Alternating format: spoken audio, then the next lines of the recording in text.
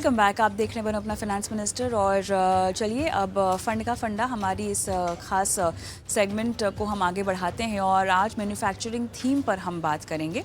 और हमारे साथ आईसीआईसीआई प्रू के जो मैन्युफैक्चरिंग फंड के फंड मैनेजर हैं वो जुड़ गए हैं। Lalit Kumar, fund manager ICICI Pru manufacturing fund. Lalit, आपका स्वागत है।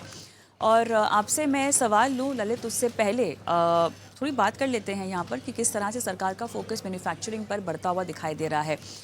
बीते दिनों आपने देखा होगा कि बहुत सारे फंड हाउसेस ने जो है मैन्युफैक्चरिंग थीम को पकड़ा। टाटा एएमसी की अगर हम बात करें, एचडीएफसी की बात करें, तो यहाँ पर मैन्युफैक्चरिंग थीम से जुड़े हुए कुछ फंड्स भी सामने आए हैं। मेक इन इंडिया कहिए, पीएम गति शक्ति इनिशिएटिव्स कहिए, बहुत सारी ऐसी बुनियादी पॉलिसी रिफॉर्म्स को लेकर कदम उठाए गए हैं, फ्रेमवर्क जो है वो लिए गए हैं जहां पर मैन्युफैक्चरिंग एज ए सेक्टर को बूस्ट मिल सके। और इसी बात को ध्यान में रखते हुए जितनी मैन्युफैक्चरिंग कैपेसिटीज़ हैं, पीएलआई स्कीम्स की अगर हम बात करें, एक्सपोर्ट प्रमोशन को लेकर बात करें, फॉरेन डायरेक्ट इन्वेस्टमेंट्स की बात करें, एफडीआई की बात करें, आत्मनिर्भर भारत की बात करें, ये सब कदमों के चलते इस सेक्टर को, इस पर्टिकुलर थीम को भारत में काफ़ी बूस्ट मिल रही है। और इतना ही नहीं, दुनिया के तमाम जो देश हैं वो अब भारत को ग्लोबल मैन्युफैक्चरिंग हब के तौर पर भी देखना चाहते हैं। और चाइना +1 की एक जो थीम चली रही है उसका भी बहुत फ़ायदा जो है इस थीम को मिलता हुआ दिखाई दे रहा है।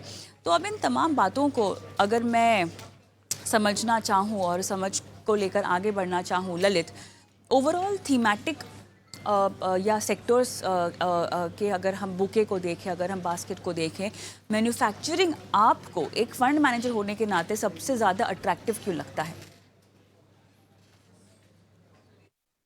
धन्यवाद इस सेशन के लिए। मैन्युफैक्चरिंग आज के डेट पे काफ़ी एक अच्छा थीम है और ये एक थीम है जो कुछ वर्षों के लिए नहीं है। हमें लगता है कि अगला जो डिकेड होगा, वो भारत के लिए है। इसके पीछे काफ़ी सारे कारण हैं। देखिए सबसे जो इम्पोर्टेंट फैक्टर है मैन्युफैक्चरिंग को किसी देश के लिए मैन्युफैक्चरिंग में अच्छा करने के लिए, वो सारे क्वालिटीज़ आई थिंक इंडिया के पास है। अगर हम देखें आज की डेट पे इंडिया के पास अ, एक काफ़ी बड़ा पॉपुलेशन है जो कि काफ़ी ज़रूरी होती है अगर हम डोमेस्टिक डिमांड के पर्सपेक्टिव से सोचें। वो मैन्युफैक्चरिंग में एक लेवल ऑफ यूटिलाइज़ेशन देता है, स्टेबिलिटी ऑफ डिमांड देता है। तो हमारे पास डोमेस्टिक डिमांड है जो कि काफ़ी हेल्प करता है मैन्युफैक्चरिंग को। इसके अलावा हमारे पास वर्किंग एज पॉपुलेशन है। आज हम देश कहीं भी देखें किसी भी कंट्री को तो जो सबसे बड़ा एडवांटेज है इंडिया के साथ वो वर्किंग एज पॉपुलेशन है। और ये वर्किंग एज पॉपुलेशन अगर हम देखें तो अभी ग्रो करेगा। ऑन द अदर हैंड अगर हम और सब कंट्रीज को देखें, काफ़ी सारी कंट्रीज को, तो वहाँ पे वर्किंग एज पॉपुलेशन डिक्लाइन कर रहा है। इनफैक्ट अगर आप वर्ल्ड एक्स इंडिया देखेंगे तो working age population declining trajectory में है। तो हमारे पास डोमेस्टिक डिमांड है, हमारे पास वर्किंग एज पॉपुलेशन है, हमारा लेबर कॉस्ट कम है, जो हम लोगों को काफ़ी हेल्प करता है मैन्युफैक्चरिंग थीम को प्रमोट करने के लिए, मैन्युफैक्चरिंग में सक्सेस होने के लिए।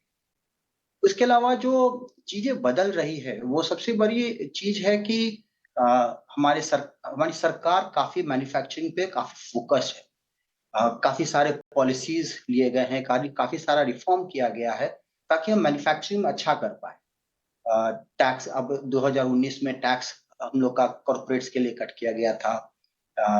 काफ़ी आत्मनिर्भर भारत पे हम लोग काफ़ी फ़ोकस कर रहे हैं। हम लोग का गवर्नमेंट का पॉलिसी देखें तो लॉजिस्टिक्स कॉस्ट को कम कर रहे हैं। और ये सब जो पॉलिसीज़ है, ये सब जो स्टेप्स है गवर्नमेंट के द्वारा लिया गया है, वो कहीं न कहीं मैन्युफैक्चरिंग को लॉन्ग टर्म में काफ़ी बेनिफिट करेगा। इसका इसका जो बेनिफिट है वो धीरे-धीरे आता है, लेकिन गवर्नमेंट पॉलिसीज़ इस डायरेक्शन में काफ़ी एक्टिव है और इसलिए हमें लगता है जो मैन्युफैक्चरिंग एज़ अ थीम अगले 10-15 साल के लिए इंडिया के पर्सपेक्टिव से बहुत ही अच्छा थीम है और इंडिया बहुत अच्छा करना चाहिए। चलिए ललित, आपके फंड के कॉम्पोजिशंस के बारे में जानना चाहेंगे कि कितने स्टॉक्स हैं अक्रॉस मार्केट कैप्स, आपका एक्सपोजर कैसा है, सेक्टर स्पेसिफिक फोकस आपका कैसा है। मैन्युफैक्चरिंग की थीम से जुड़े ही आपने कंपनीज को जोड़ रखा होगा, लेकिन किस तरह के सेक्टर्स की कंपनी? देखिए मैन्युफैक्चरिंग फंड में ये मैन्युफैक्चरिंग रिलेटेड सेक्टर्स हैं। इसमें सर्विस सेक्टर इंक्लूड नहीं होता, तो जैसे फाइनेंशियल्स है वो नहीं होगा, जैसे आईटी सेक्टर है नहीं होगा। सो जो मेजर वेट अगर देखें फ्रॉम अ सेक्टर पर्सपेक्टिव, जिसमें ऑटो है, फार्मा है, कैप गुड्स है, सीमेंट है, ऑयल एंड गैस है, मेटल्स एंड माइनिंग है। सो ये सब मेजर वेट है और मेजर सेक्टर्स हैं जो पोर्टफोलियो में है और वो बेंचमार्क में भी है। अगर हम कंपोजिशन देखिए large cap, mid cap, small cap के, तो लार्ज कैप अराउंड 50% होगा, mid cap will be around 35% and 5 to 10% small cap होगा। और बेंचमार्क में भी इसी तरह से कंपोजिशन है। ओनली थिंग इज कि जो मिड कैप के स्टॉक्स हैं वो लार्ज मिड कैप।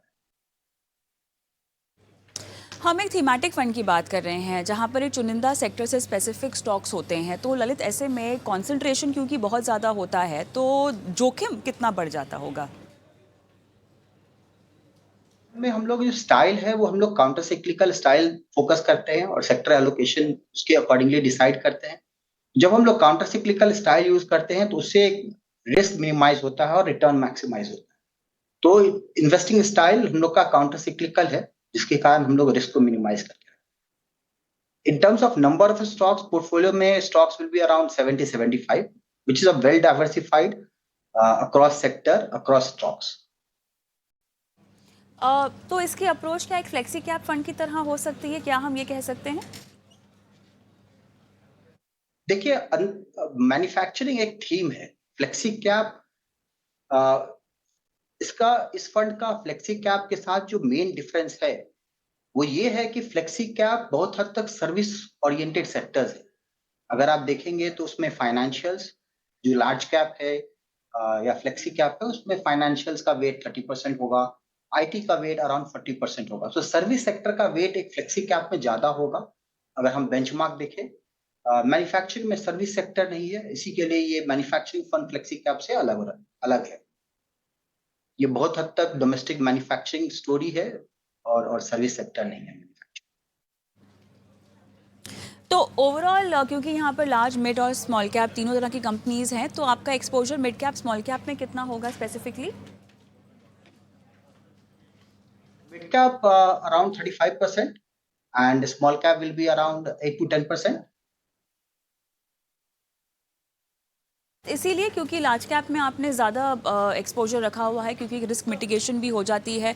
क्या ये वजह है आपका लार्ज कैप में ज़्यादा फोकस का? इसमें हम लोग रिस्क मिटिगेशन के लिए large cap plus large mid cap, आज अगर हम मिड कैप कैटेगरी का मार्केट कैप देखें तो कंपनीज जो कि 70-72 हजार करोड़ के मार्केट कैप तक की कंपनी है वो भी मिड कैप कैटेगरी में आती है। ये सब कंपनीज जो है वो सब काफी लिक्विड है और अगर मिड कैप का भी एलोकेशन देखें तो ये लार्ज मिड कैप में काफी हद तक कंपनीज है हम लोग के मैन्युफैक्चरिंग फंड में। अब क्योंकि हम मैन्युफैक्चरिंग क्षेत्र की बात कर रहे हैं और ऐसे में हम सब जानते हैं कि जैसे जैसे ग्रोथ स्टोरी जो है बढ़ेगी वैसे वैसे हम मिड कैप, स्मॉल कैप, क्योंकि इन्हीं को एक तरह से हमने देखा भी है आगे बढ़ते हुए, और क्योंकि हम जब भी ग्रोथ की बात करते हैं तो यही वो सेक्टर्स हैं जहाँ पर जब कंपनियाँ ग्रोथ करेंगी तब आपको थोड़ा सा विकास होता हुआ दिखाई भी देगा। तो क्या आने वाले वक्त में हम ये कह सकते हैं कि मिड कैप, स्मॉल कैप में आपका जो एक्सपोजर है, जो आपकी मौजूदगी है फंड में, वो बदलेगी और वो बढ़ेगी? काउंटर सिक्लिकल इन्वेस्टर है। अब उसमें हम लोग कैसे सोचते हैं कि जब मार्केट कंडीशन जैसे होगा वैसे हम लोग एलोकेशन चेंज करते हैं between large cap, mid cap and small cap. जब मार्केट काफी चलता है तो हम लोग एलोकेशन अपना स्मॉल, लार्ज और लार्ज मिड कैप की तरफ टिल्ट करते हैं पोर्टफोलियो का। जब मार्केट करेक्ट होता है और मार्केट स्टॉक्स चीप होते हैं तब हम लोग एलोकेशन चेंज करते हैं more towards small and mid. तो हम लोग स्टाइल के अकॉर्डिंगली एलोकेशन चेंज करेंगे between large cap, mid cap and small cap, depending upon कि मार्केट कहाँ पे है, डिपेंडिंग अपॉन कि सेक्टर कहाँ पे है, डिपेंडिंग अपॉन कि कंपनीज का वैल्यूएशन कहाँ, उसके अकॉर्डिंगली हम लोग चेंज करेंगे ताकि हम अपना रिस्क को मिनिमाइज कर सके और रिटर्न को मैक्सिमाइज कर सके। अच्छा, इस सेक्टर से जुड़ी हुई कंपनियां तो आपकी बाकी प्योर इक्विटी फंड्स में भी होंगी, लार्ज मिड की बात करें, फ्लेक्सी कैप्स की बात करें, तो वैसे में अगर किसी के पास मैन्युफैक्चरिंग की ऑलरेडी स्टॉक से वो एक्सपोज्ड हैं किसी भी इक्विटी फंड में, उसके बावजूद भी अलग से एक मैन्युफैक्चरिंग का फंड लेना कितना सही होगा आपके मुताबिक?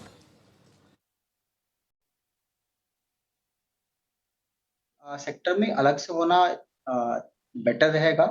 क्योंकि फ्लेक्सी कैप में या लार्ज कैप फंड में काफी हद तक सेक्टर एक्सपोजर सर्विस सेक्टर के तरफ है, जो कि फाइनेंशियल्स, आईटी, जो कि 40-45% वेट है। इसी के लिए manufacturing as a pure story better है कंपेयर टू से डिफरेंट है कंपेयर टू से फ्लेक्सी कैप और लार्ज। ललित, अच्छा लगा आपसे बात करके, बहुत बहुत धन्यवाद, समय निकाला और इस फंड और इस सेक्टर से स्पेसिफिक तमाम जानकारी, बारीकियां हमारे दर्शकों के साथ साझा की। धन्यवाद। चलिए, तो फंड का फंडा में आज हमने मैन्युफैक्चरिंग थीम पर बात की है और इसी तरह रोज़ाना हर सोमवार को हम फंड का फंडा लाते हैं, जहां मुलाकात होती है एक फ़ंड मैनेजर से और बात होती है एक फ़ंड की। लेकिन अगर आप भी इस शो का हिस्सा होना चाहते हैं तो अपने सवाल हम तक पहुंचाइए। हम आपकी फाइनेंशियल प्लानिंग करते हैं लाइव, और सवाल म्यूचुअल फंड से जुड़े हुए हो, insurance, tax, loan, credit card, कोई भी मामला हो आपकी जेब से जुड़ा हुआ, सवाल भेज दीजिए, हम आपको समाधान दिलाएंगे हमारे एक्सपर्ट्स के ज़रिए। फिलहाल इजाज़त दें, नमस्कार।